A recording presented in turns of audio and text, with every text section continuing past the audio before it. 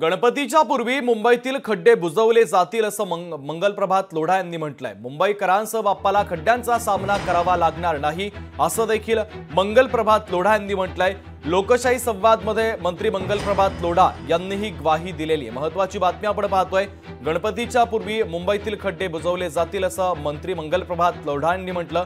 लोकशाही वृत्तवाहिनीच्या लोकशाही संवाद या कार्यक्रमात बोलताना मंत्री मंगलप्रभात लोढा यांनी ही ग्वाही दिली आहे।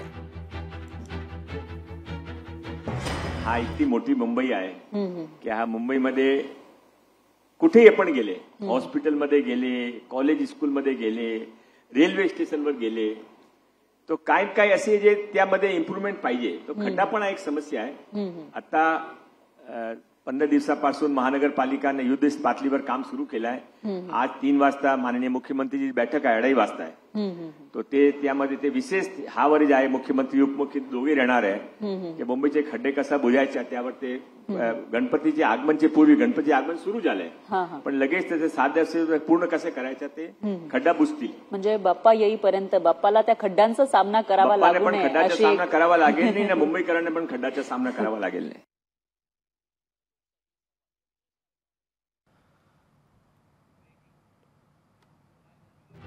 तर मुंबईकरांसह बाप्पाला खड्ड्यांचा सामना करावा लागणार नाही। लोकशाही संवाद कार्यक्रमात मंत्री मंगलप्रभात लोढा यांनी ही ग्वाही दिली आहे।